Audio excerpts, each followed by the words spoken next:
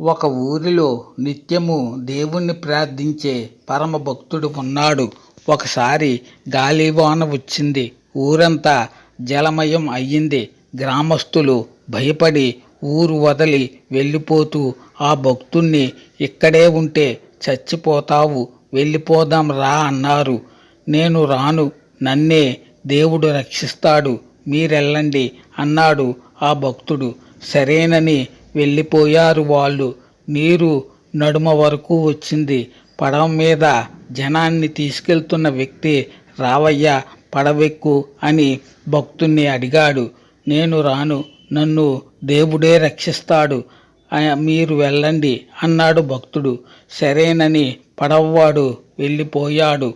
నీరు పీకల వరకు వచ్చింది. ఇంతలో అటు హెలికాప్టర్ వచ్చింది.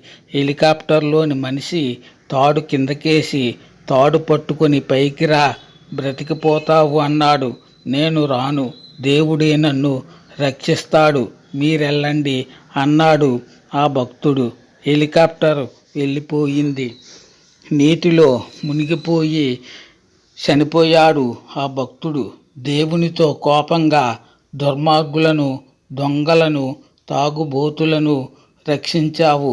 నీ భక్తుణ్ణి నన్నెందుకు వదిలేశావు అని అడిగాడు భక్తుడు. నిన్ను రక్షించాలనే మొదట మనుషులను పంపాను, తర్వాత పడవ పంపాను, దాని తర్వాత హెలికాప్టర్ పంపించాను, నువ్వు రాలేదు, నేనేం చేయను అన్నాడు దేవుడు. తన భక్తులను రక్షించడానికి దేవుడే రాడు, ఎవరి ద్వారానైనా భక్తులను రక్షిస్తాడు. దేవుడు ఇచ్చిన అవకాశాన్ని సద్వినియోగం చేసుకోవాలి కదా.